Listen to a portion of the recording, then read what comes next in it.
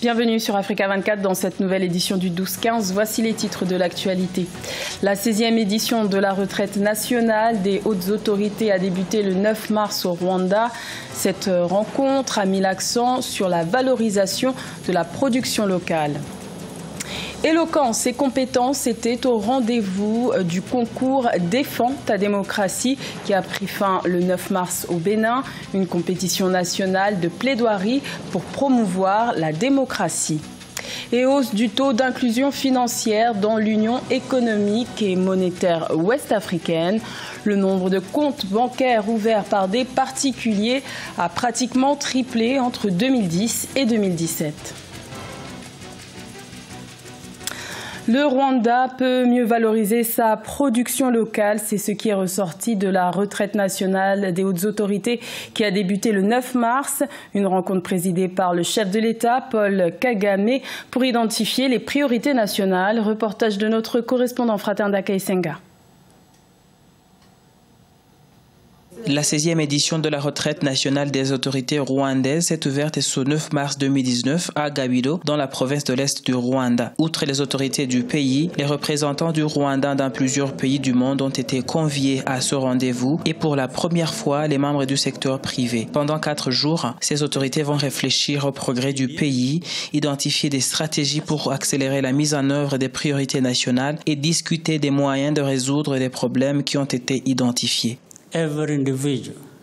Avant de parler de la contribution collective dans le développement de ce pays, j'aimerais que chacun s'auto-évalue pour voir combien on contribue individuellement. Parce que tout commence par nous en tant qu'individu et il faut d'abord augmenter sa contribution individuelle avant de parler des progrès effectués en tant que pays.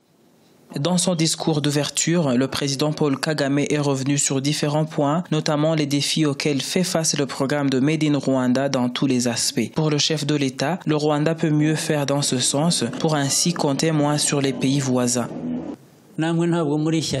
Les gens du secteur privé, les hommes d'affaires, vous n'êtes pas aussi sans reproche. Il y a des choses que vous devez fournir sur notre marché, mais que vous ne faites pas, et c'est vraiment dommage. Quand par exemple, vous haussez les prix de vos produits, ne voyez-vous pas que vous vous créez de la compétition par rapport aux produits importés? Franchement, je trouve que c'est une façon médiocre de faire les affaires.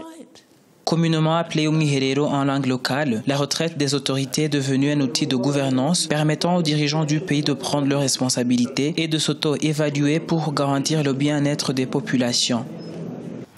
Également dans l'actualité, au Bénin, les militants du parti Force Kori pour un Bénin émergent organisent une marche pacifique dans les rues de Cotonou ce lundi 11 mars. Celle-ci a été autorisée par le préfet du littoral. L'objectif de cette mobilisation est de dénoncer l'impasse électorale observée dans l'organisation des élections législatives du 28 avril 2019 et de protester contre l'exclusion de l'opposition dans le processus électoral. Le concours béninois Défends ta démocratie a connu son épilogue le 9 mars à Cotonou, une compétition de plaidoirie en faveur de la consolidation de la démocratie béninoise. Vieille de 29 ans, le premier prix a été remporté avec une moyenne de 15,38 sur 20. Reportage de notre correspondant Leftiounou. Faire des propositions idoines pour promouvoir et renforcer la démocratie au Bénin. C'est le défi que doivent relever ces jeunes participants au concours national de plaidoirie Défends ta démocratie. Une initiative de l'Association béninoise de droit constitutionnel qui vise entre autres à inciter la veille citoyenne à travers les nouveaux défis de la démocratie, mais aussi préserver et consolider les progrès démocratiques. Il est vrai que la démocratie fait appel à la compétition. Et la démocratie aussi, c'est le règne de la majorité sous le contrôle de l'opposition et l'arbitrage du peuple, a dit Georges Vidal. Je ne ferai pas d'une lecture en cours de jeu comme ça, dans la mesure où les autorités en question essaient déjà de trouver une solution. Eux-mêmes se sont déjà rendus compte qu'il y a un problème qu'il faut régler.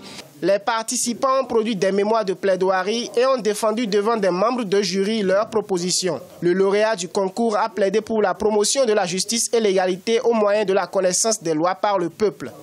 En République du Bénin, notre démocratie ne permet pas l'implication du peuple. Et ça pose un vrai problème.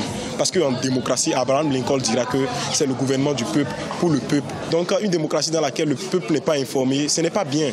Moi, je prends en fait ça, l'ignorance du peuple comme un péché. Une dizaine de jeunes candidats ont compétit pour la finale du concours au plan national. Ezekias Biao a été lauréat de l'édition 2019 du concours de plaidoirie Défends ta démocratie avec une moyenne de 15,83. Dans le reste de l'actualité, la présidence algérienne a annoncé le retour au pays du chef de l'État Abdelaziz Bouteflika ce dimanche 10 mars. Depuis près de 2 semaines, le président algérien était hospitalisé à Genève, en Suisse, pour effectuer des examens selon son entourage. Une absence qui n'a pas empêché le dépôt de son dossier de candidature le 3 mars à l'élection présidentielle du 18 avril. Notons que depuis 3 semaines maintenant, des manifestations se multiplient dans les grandes villes du pays pour dire non à un 5e mandat du président Abdelaziz Bouteflika, une mobilisation populaire inédite. Le taux d'inclusion financière est en hausse dans l'Union économique et monétaire ouest-africaine. Le nombre de comptes bancaires ouverts par des particuliers a considérablement progressé en 7 ans, ce qui vient confirmer le statut de l'UEMOA comme étant la zone la plus dynamique du continent africain. Aïssatou Bari.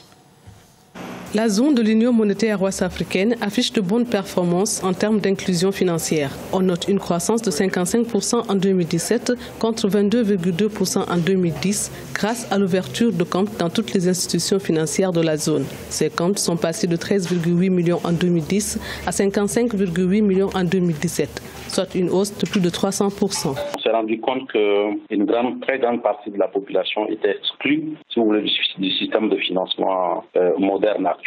Et donc, alors que cette masse de la population aussi est productrice des richesses au niveau national. Donc, il était important qu'on puisse les inclure aussi, n'est-ce pas, dans le cadre d'un système global. En 2017, près de 600 structures financières décentralisées et 38 initiatives de services financiers via le téléphone mobile ont été dénombrées au sein de l'UEMOA. L'objectif principal est de faire accéder 75% des populations de l'UEMOA aux services financiers d'ici 2022. La finance digitale qui se développe aujourd'hui, et avec le téléphone portable, n'est-ce pas, beaucoup d'opérations de crédit et de débit peuvent se passer à travers le téléphone portable. Et un certain nombre de banques sont en train de développer, si vous voulez, ces initiatives technologiques-là pour pouvoir inclure ces différentes populations.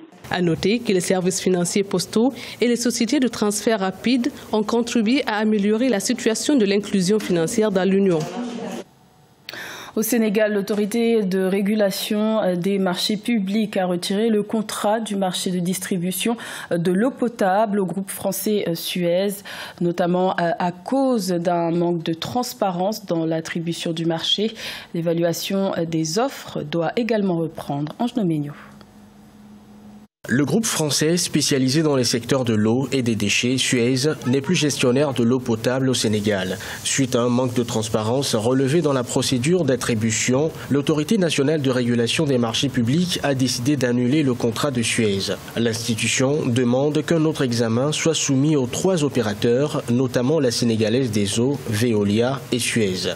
En vertu du principe de transparence, l'autorité de régulation des marchés publics ordonne l'annulation de l'attribution provisoire du marché à Suez et la reprise de l'évaluation des offres sur la base des seuls critères du dossier d'appel d'offres. L'autorité de régulation des marchés publics avait été saisie par la SDE, sénégalaise des eaux, dont le contrat avait expiré fin décembre 2018. Cette dernière avait perdu le marché d'affermage de la production et de la distribution de l'eau dans la capitale sénégalaise sur la base d'un jugement technique. Le problème de l'eau à Dakar, c'est très complexe parce qu'une grosse partie de la population vit à Dakar et vous avez un problème d'infrastructure. Et je crois qu'il y a eu un défaut de planification, c'est-à-dire mettre en place des infrastructures en termes de tuyauterie pour faire parvenir l'eau aux gens qui en ont besoin. En 2018, on devait dire voilà les besoins de 2020. Mais quand en 2019, par exemple, vous êtes en train de vouloir régler les problèmes de 2019, quand vous allez mobiliser les fonds et mobiliser les infrastructures, vous serez déjà en retard parce que ça sera qu'en 2020 que vous allez le résoudre et en 2020, le problème sera encore plus important. Au niveau de l'autorité de régulation, la procédure d'attribution est toujours en cours. C'était le journal de la rédaction. Merci de l'avoir suivi. L'information continue sur Africa 24.